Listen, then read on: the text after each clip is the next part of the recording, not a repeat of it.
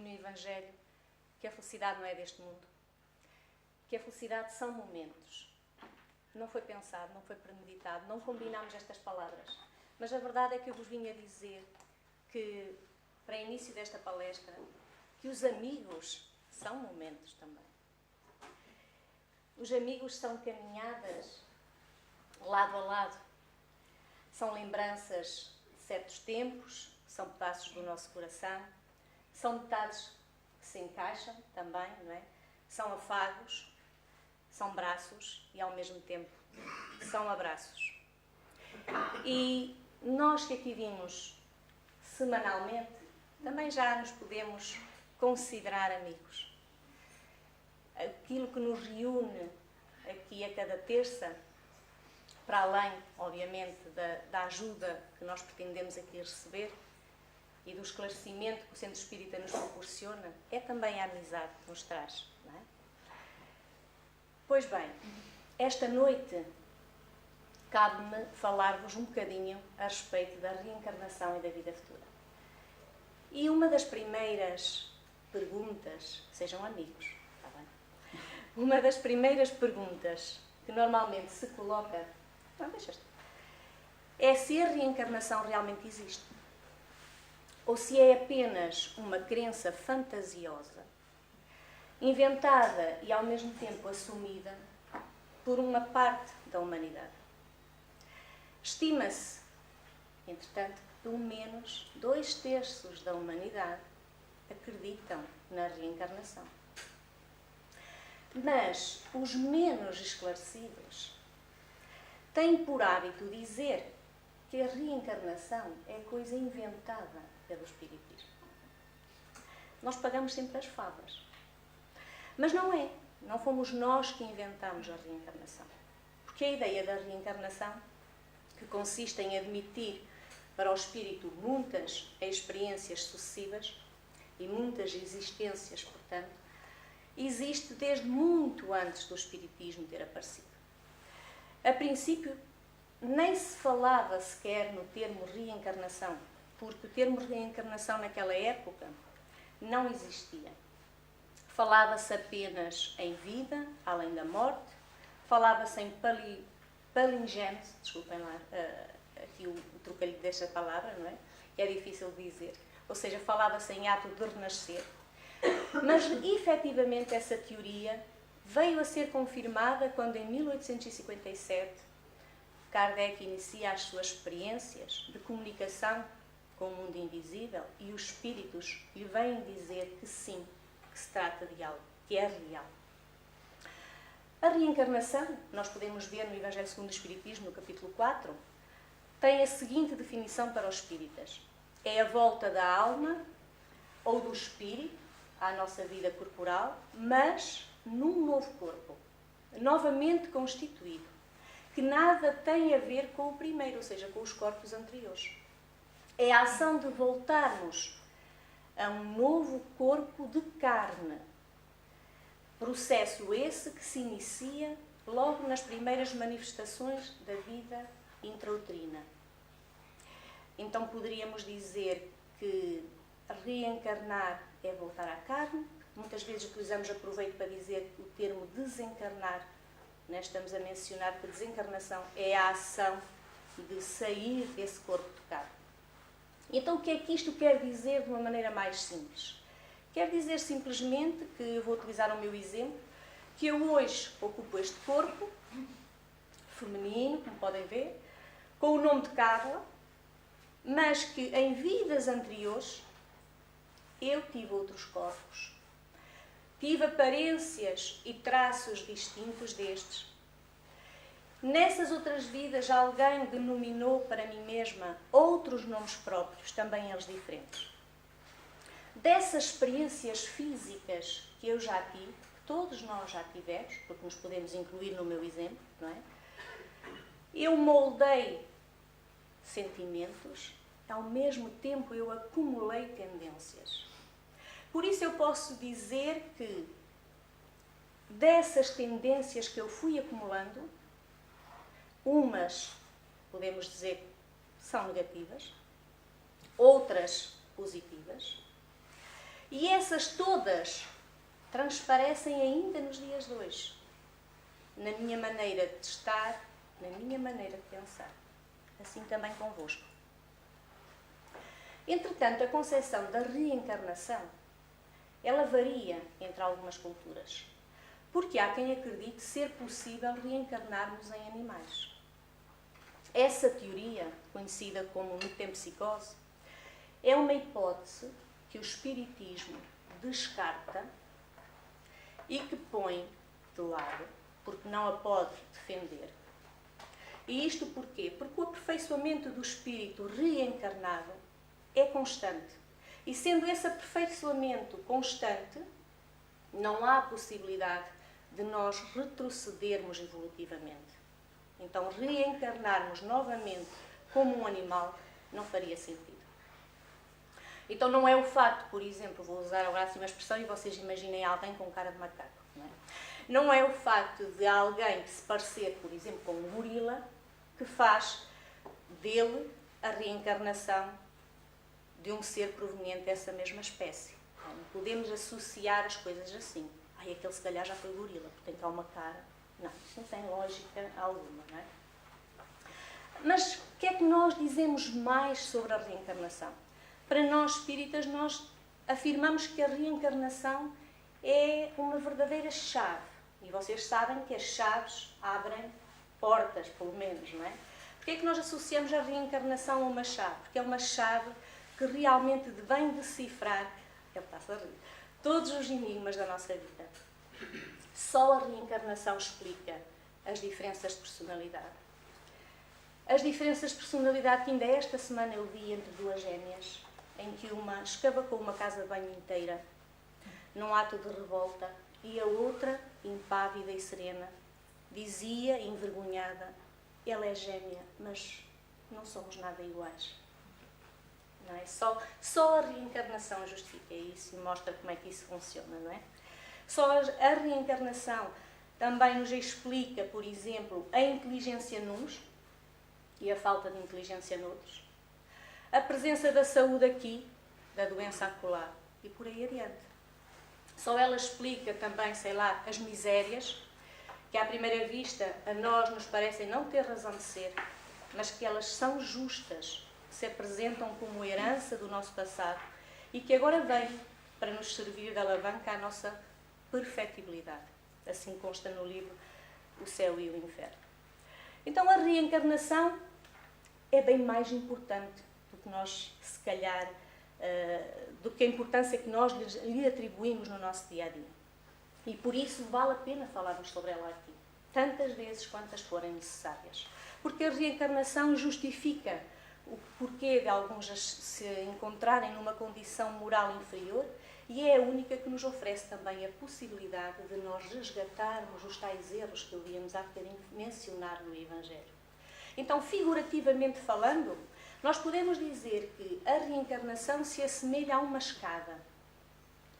É uma escada que todos nós temos de subir, de grau a degrau, de forma repartida, em diversas existências, porque tudo de uma vez só, a nós, na nossa condição evolutiva, nos seria impossível de conseguir. Então isto quer dizer que Deus, inteligência e perfeição suprema, não anda propriamente a lançar os dados por aí, como ouvimos um senhor aqui muitas vezes dizer, e a atribuir características diferentes a uns, só porque engraçou mais com A e menos com B. Porque isso também não faz sentido. Não, aliás, conforme consta na questão 171 do Livro dos Espíritos, o dogma da reencarnação funda-se precisamente na justiça de Deus, não na injustiça. É porque nós vemos sempre a vida e vemos as situações de cada um, e como a situação muitas vezes do outro é melhor que a nossa, nós consideramos logo isso injustiça divina. Mas nós vemos hoje aqui que não é assim. Antes, pelo contrário, falamos é de justiça divina. Então, Deus faculta-nos os meios de nós nos melhorarmos, mas de nos melhorarmos sob todos os pontos de vista. E para isso Ele proporciona-nos voltar, ou seja, retornar múltiplas vezes, as vezes que forem necessárias, porque Ele assim é, bondoso, não é?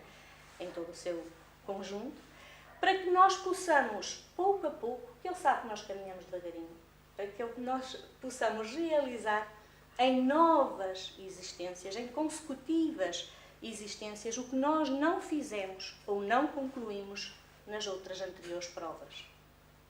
Então, se Deus nos condenasse, vamos imaginar, por exemplo, a uma única vida corporal, como a única hipótese de nos aperfeiçoarmos, Deus não estaria a agir connosco, nem com equidade, nem de acordo com a sua bondade.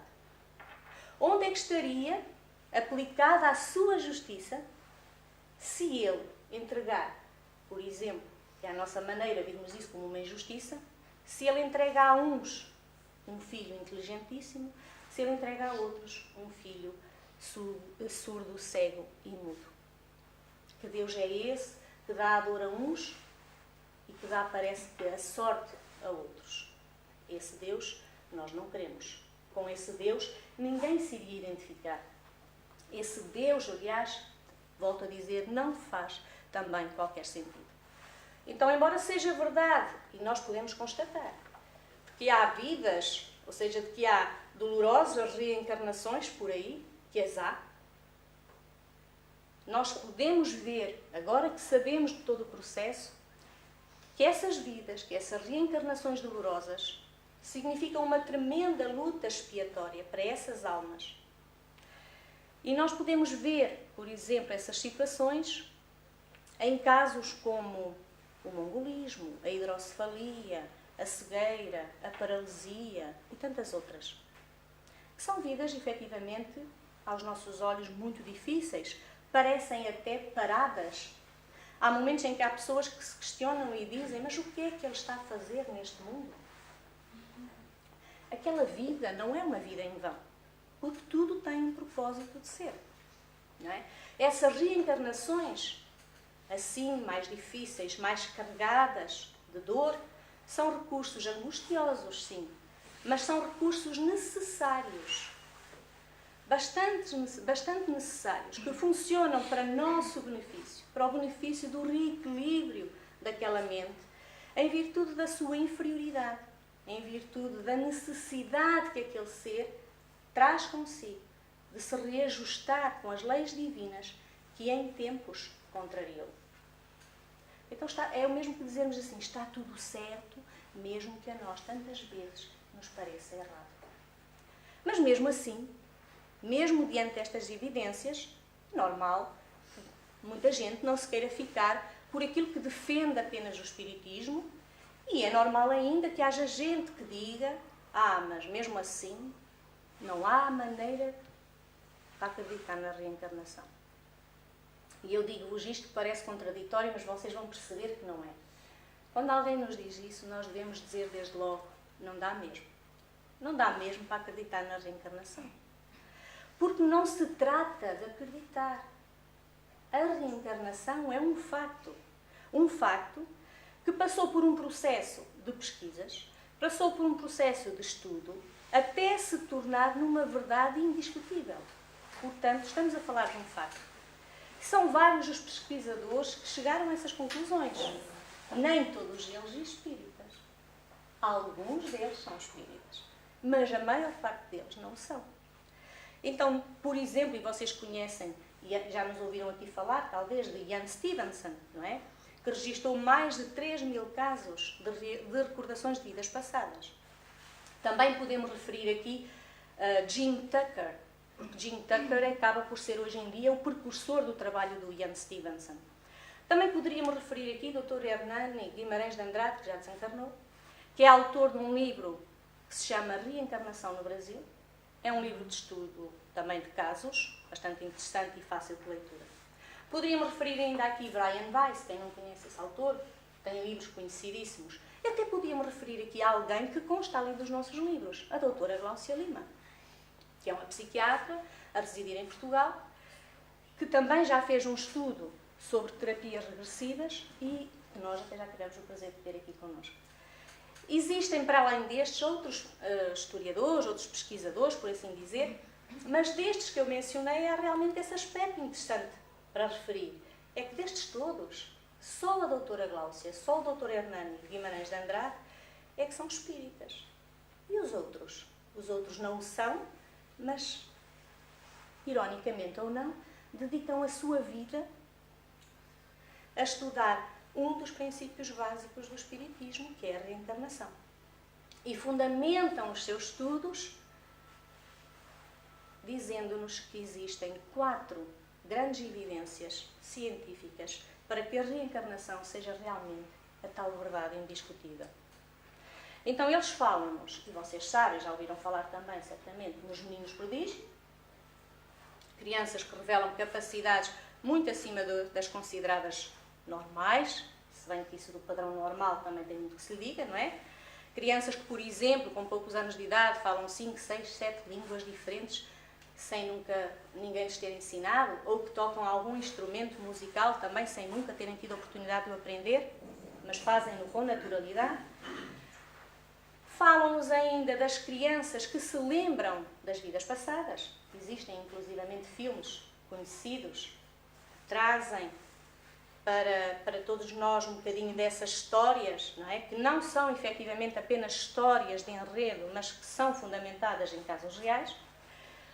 Fundamentam-se ainda nas regressões de memória, que permite que pessoas em estado alterado de consciência, mais ou menos alterado de consciência, se vejam noutras situações, em vidas diferentes da sua vida atual. E depois, quando acordam, não é, ficam a saber, ou até elas mesmas se recordam e dizem onde estiveram, com quem estiveram, por aí adiante. Fundamentam-se ainda num outro patamar, que são as comunicações espirituais. Porque a ciência, embora não alerte muito para esse campo, sabe que nós já somos um bocadinho mais do que apenas um corpo. E já começa a aceitar e a anunciar de forma mais aberta que existe algo para além do nosso corpo. Então nós sabemos que também existem as comunicações espíritas, né? A possibilidade da comunicação com os espíritos, que é o quê? É essa comunicação precisamente de espíritos já desencarnados que por meio dos médiuns vêm dizer como se encontram, onde estão.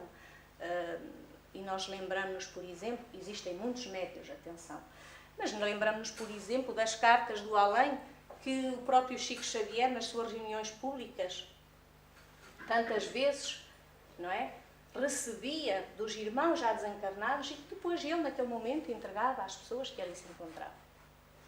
Então, tudo isso são provas da reencarnação. E nós, cientes desses factos, de que nascer é reencarnar, regressar ao mundo físico, cheios de planos e de aprendizagens, com a necessidade das tais recapitulações, das tais emendas. Nós estamos com essa noção cada vez mais firme, não é? E, regra geral, o que é que nós fazemos? O que é que acontece? Como é que se processa tudo isso? Regra geral, sabemos, pelo que os espíritos nos dizem, que nós planeamos voltar para nos ajustarmos, sobretudo, com quem temos mais dificuldades. Para nós agirmos corretamente, onde anteriormente erramos, para virmos agora desenvolver as capacidades também que ainda não temos, e tudo isso redigido, de maneira a nós, redigido, passa a expressão, não é? Porque eu não me recordo, mas tudo isso feito de maneira que, de preferência, todo esse planeamento seja executado no bem, no amor e na fraternidade, tal e qual como nós fazemos no dia a dia. Tal e qual como nós fazemos. Hermínio de Miranda, que também é um espírita, que também é um autor de alguns estudos sobre o espiritismo, ele comenta uma frase que vale a pena trazer para aqui, porque ele diz assim: nascer ainda constitui para a maioria dos indivíduos uma provação, como se fosse uma dor, como se doesse, não é? Mais um dever do que um prazer. Morrer, pelo contrário, é para a maioria mais um processo de libertação. Eu trouxe esta questão para aqui porque há pessoas que podem questionar sobre isso. O que é que custa mais? Será nascer? Será morrer? Não é? Então isto quer dizer-nos o quê? O que é que Hermínio de Miranda também nos vem dizer com isto? Ele vem nos dizer que regressar, que à partida devia ser o motivo de alívio, não é? O motivo de alegria, possui para nós ainda uma espécie de dois lados, como as moedas, não é? Dois lados. É algo para nós de feliz, mas ao mesmo tempo também é algo de assustador. É feliz porque representa para todos nós uma oportunidade. As tais oportunidades que nós ainda poderemos vir novamente a realizar, a reajustar e por aí. Preferência no bem, não é? A possibilidade também, porque nós temos consciência disso quando estamos para reencarnar, que seremos aqui testados. Porque nós poderíamos continuar apenas a evoluir do lado de lá. Mas aqui é que se passa pelos grandes testes. Por isso dizemos tantas vezes que o nosso planeta é uma escola, se assemelha a uma escola, não é? Mas ao mesmo tempo é assustador, porquê? Porque nós temos na nossa consciência gravado todos esses episódios pelos quais já passamos, mesmo que agora não nos recordemos. E nós sabemos que já falhamos muitas vezes. Também sabemos que a vida cobra com naturalidade as nossas reincidências no erro. E então, conscientes desses pormenores, vamos lhe chamar assim, desses grandes pormenores, nós vimos, mas muitas vezes receosos de fracassar novamente. A propósito disto, um dia, e isto foi retirado de uma palestra que Divaldo tem no YouTube, Divaldo Pereira Franco, um palestrante espírita, ele conta numa das suas palestras que uma amiga um dia lhe gritou: "Mas eu não pedi para nascer." E nós também, se calhar, já dissemos isso. Não tínhamos era o Divaldo ao nosso lado para ouvirmos o que ele respondeu à sua amiga. Porque ele de pronto lhe disse: "Sim, sim, você não pediu. Você implorou." Então, o que o Divaldo diz à sua amiga também está comprovado. Porque quem aqui estiver pela primeira vez pode dizer assim: "Mas isso são coisas que disse fulano, sei lá eu se isso é verdade ou não é." Não, isso também está comprovado. Querem ver? Existe um livro que se chama Recordando Vidas Passadas, que é de uma doutora Ellen Wambach. Penso que é assim que se diz. Esta doutora apresenta-nos uma série de pesquisas feitas com 750 pacientes. Portanto, um estudo bastante alargado. E nesse estudo, que ela submeteu aquelas pessoas à regressão hipnótica, ela foi retirando as conclusões, não é, de cada um daqueles momentos. E ela notou que muitos, se não praticamente todos, se relembravam das experiências de outras vidas. E que até mostravam, quando ela entrava em conversação com eles, as condições em que eles se sentiam quando estavam para vir para esta nova reencarnação. Então, desses 750 casos, é interessante vermos que ela diz que 81% dos seus pacientes relataram que tinham decidido renascer. Só 19% é que não se lembravam disso. Nós poderíamos dizer que são as reencarnações compulsivas, quem sabe? Alguns não têm condições no plano espiritual de dizer: "Sim, eu estou pronto, sim, eu vou, vamos embora, vamos lá." E são direcionados na mesma, quando o momento é propício, para regressarem, não é? Então, desses 750 pacientes, ela ainda verificou que 68% deles eram pessimistas quanto ao sucesso da sua reencarnação. Lá está, eles sabiam que as hipóteses de voltar a falhar eram muitas. E então vinham, mas vinham um bocado pessimistas. Deve ser por isso que os bebés choram logo à saída, não é? Estou a brincar. E ainda que 87% verificavam que já, afinal de contas, já conheciam aqueles seus parentes. Já conheciam não só os seus parentes, pais, companheiros, amantes, filhos, como também já conheciam muitas das pessoas que hoje em dia estão no seu círculo. E amizades, sejam elas sociais ou não. Então nós vemos aqui que não estamos juntos também por acaso. Portanto, podemos ver que nesta dinâmica da vida de nascer, crescer, de reproduzir, de morrer, isto é tudo um processo contínuo, universal, não é? E vemos também que se nós repararmos, até se repararmos melhor, vemos que esse processo não está presente apenas no ser humano, ele está presente em todos os reinos da natureza. Claro, não da mesma forma, não podemos dizer assim as coisas de forma linear, não me interpretem mal. Mas eu digo isto porque a ideia da morte como um fim, essa ideia que nós muitas vezes trazemos, que representa a ausência da vida, este conceito desfocado de que é acabou-se, pronto, foi-se, né? Isso é um conceito que nós trazemos porque, de certa maneira, esse conceito também nos é transmitido culturalmente de acordo com o meio em que nós nos encontramos inseridos. Porque se tivéssemos nascido no outro lado do mundo, em que a reencarnação é algo natural e aceite, se calhar nós também já estaríamos mais adiantados nesse aspecto. Mas a verdade é que nós não fomos educados para compreendermos a morte. Não como a ideia de que é um recomeço, de que é uma mudança. E nós precisamos de também mudar esse conceito, levar esse conceito para o outro lado. Porque a morte, afinal de contas, é a extensão da vida, é a continuação da vida. É o tal sinónimo de mudança. Nós dizemos muitas vezes, é uma passagem. Efetivamente é. A passagem de um estado a outro estado. Implica, portanto, uma transformação. Não uma transformação de demóniozinhos para anjinhos, não pensem lá. Mas uma transformação, né? De um lugar, pelo menos, de uma forma de estar, para outra forma de estar, que nós sabemos que o corpo não vai connosco, né? Então, nascer, podíamos dizer assim, é tão obrigatório quanto morrer. É verdade. E nós ainda vemos a morte como algo tremendo e horrível. Graças à educação que recebemos.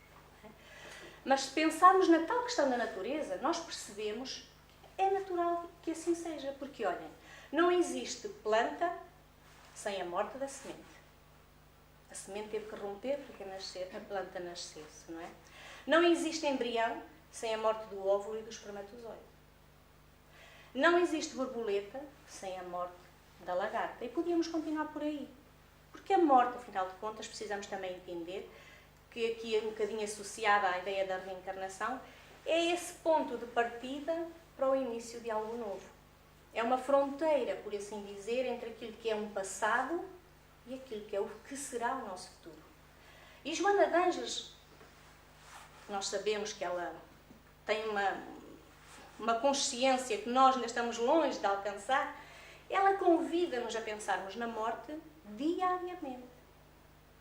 Ela até nos pede para nós fazermos disso um assunto corriqueiro, de modo a garantirmos que nos preparemos para a nossa própria partida e que, ao mesmo tempo, ganhemos maior aceitação para a partida daqueles que também nós amamos, que sabemos que também hão de vir. E alguns até já foram, não é?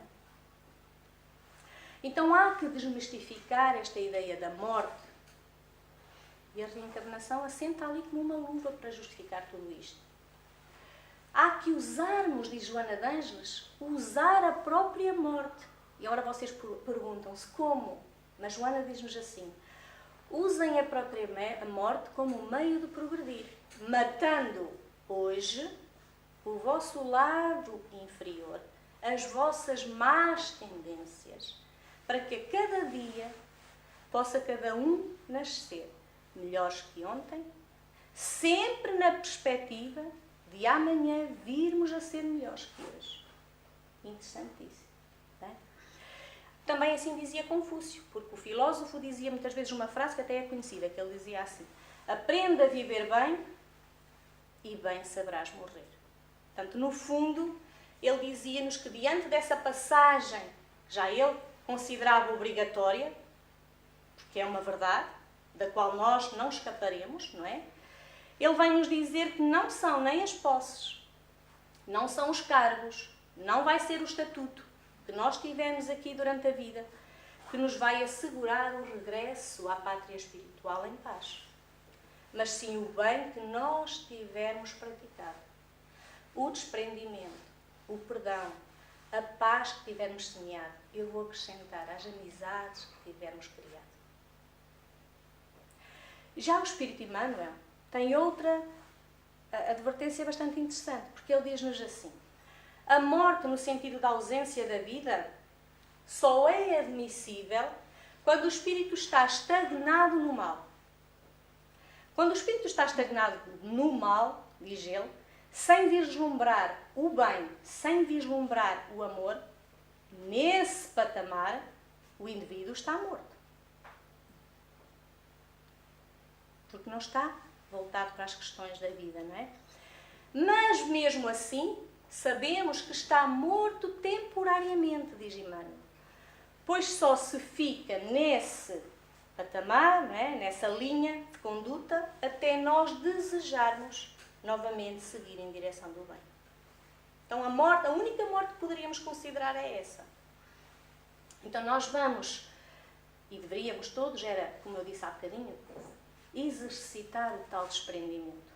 E nós podemos fazer isso de forma muito interessante. Por exemplo, orando pelos que partem, na vez de os invocarmos. Envolvendo-nos mutuamente com aqueles que aqui estão, não é? No sentido de nos animarmos, nos encorajarmos a prosseguir, cada qual com as suas tarefas que Deus nos convocou a desempenhar. Porque só assim nós estaremos conscientes, verdadeiramente conscientes, da eternidade das nossas vidas. E nós ainda olhamos muito para a vida como uma única vida corporal. Nós que já temos conhecimentos pela doutrina espírita, temos que nos ausentar dessa concepção e prosseguir com a ideia, que até a própria ciência já nos apresentou as provas, não é? Com a ideia fixa da reencarnação. Isso coloca-nos a cada dia num patamar diferente. Porque se nós olharmos para aquele que está à nossa frente como um espírito que reencarnou, automaticamente nós deixaríamos, por exemplo, de comparar os filhos, que é uma coisa que eu assisto muito. Ai, porque este não é igual ao outro. Claro, não tem que ser. Se nós somos espíritos diferentes. Uns já viveram muitas experiências e outros, se calhar, nem tantas assim. Uns adquiriram as tais qualidades, não é? Outros ainda não se conseguiram desenvencilhar das más tendências. Obviamente que no dia de hoje, presentes à nossa frente, nós vemos ali dois seres diferentes. Temos que ver, porque as experiências também foram diferentes. E porque aqueles que ali se encontram não são meros corpos. Os filhos sequer são nossos. São espíritos, não é? Concebidos temporariamente e que um dia teremos que largar. Quem os tem, se junta a mim, porque também estou nesse barco. Então nós, desde o momento em que sabemos, por exemplo, que uma mulher está grávida, deveríamos era orar por aquele bebê, também pela grávida, claro. Porque aquele bebê é o tal espírito reencarnante.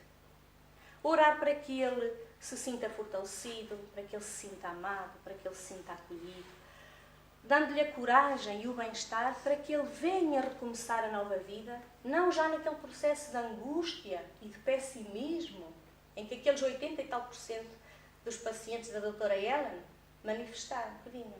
Não é? E nós, dessa maneira, estamos a contribuir também, porque também é esse o nosso papel, de contribuirmos um bocado para amenizar ansiedades e também para retirarmos as nossas dúvidas e as dúvidas do próximo. E nós já podemos fazer isso porque já vamos ganhando aqui alguma bagagem de acordo com a doutrina espírita, não é? Então nós, quando sabemos que a desencarnação, a tal chamada morte, está próxima de alguém, também podemos ajudar. Não só quando um bebê está para nascer, mas também quando alguém está para partir. Nós devemos orar por essas pessoas na mesma. Entrar em sintonia com os benfeitores espirituais dessas mesmas pessoas. Fixar os nossos pensamentos nos momentos positivos da vida, nas alegrias, nas aprendizagens, agradecermos a oportunidade que tivemos de conviver com aquela pessoa. Aproveitarmos tudo isso, todos os momentos que nos foram possíveis, para nós podermos agora exteriorizar sentimentos que envolvam paz, que envolvam harmonia para aquele que está de partida. Nós não devemos deixar, por isso, para trás, de preferência, nenhum conflito com ninguém. E às vezes também nos esquecemos disso. Nada de conflitos mal resolvidos. Daí Jesus nos dizer, reconciliai-vos com os vossos inimigos enquanto é tempo. Não foi o conselho que ele nos deixou? Pois é. Então a ciência espírita, nós vemos que ela marcha lado a lado com a ciência da Terra. Mas a ciência espírita, e isto pode ser um atrevimento para quem nos ouve pela primeira vez, mas é verdade, a ciência espírita até vai mais além. Eu já disse isto mais que uma vez aqui e tenho que o dizer outra vez, porque sempre que faço aqui uma preparação para uma terça-feira, para expor aqui numa terça-feira, eu chego sempre a estas conclusões. Eu tenho que as partilhar também, porque realmente a ciência espírita vai mais além que a ciência terrena. Porque ela não só comprova estas relações existentes entre o mundo espiritual e o mundo terreno, e claro, também acaba por ter que esperar que a própria ciência da Terra o prove também.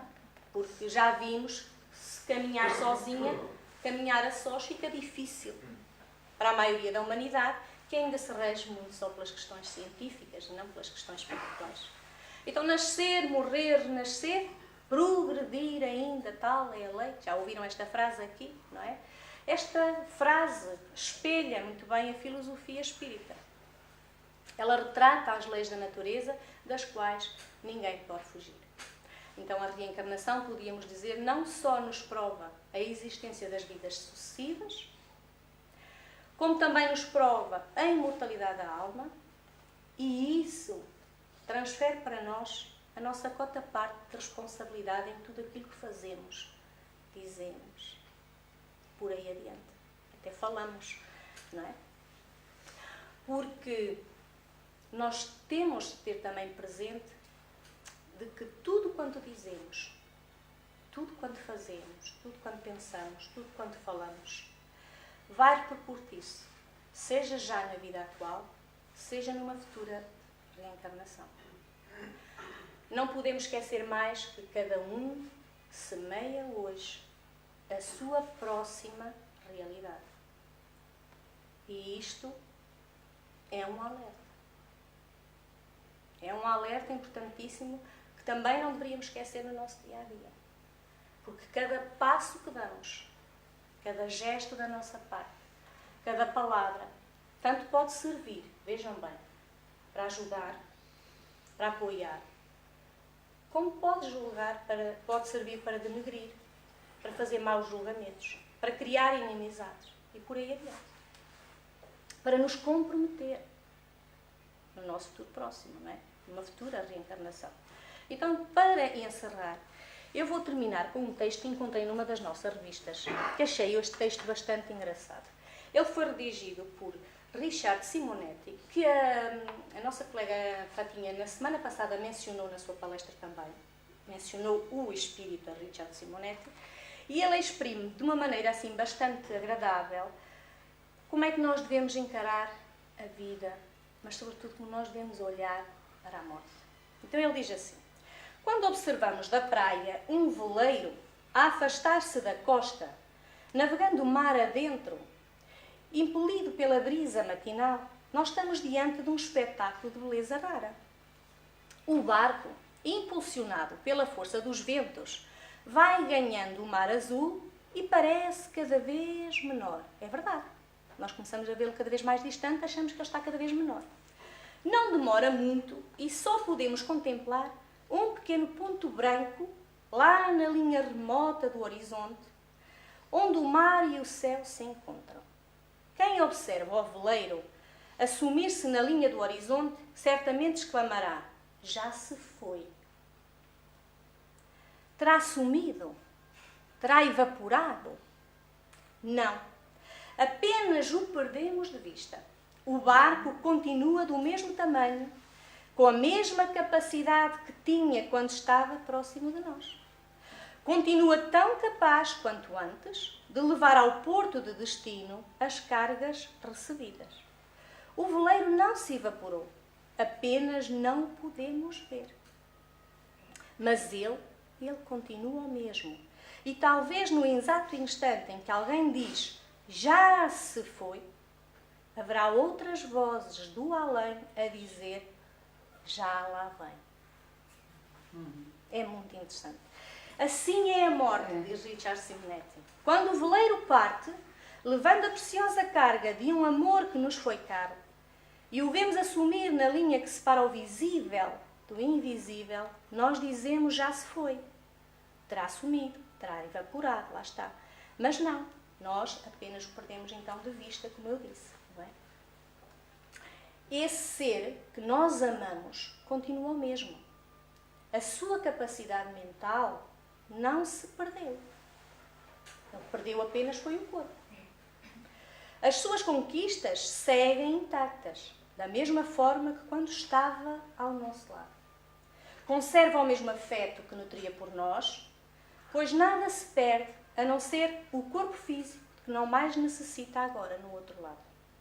E é assim que no mesmo instante em que dizemos já se foi, no mesmo instante, no mais além, outro alguém dirá, lá está ele a chegar.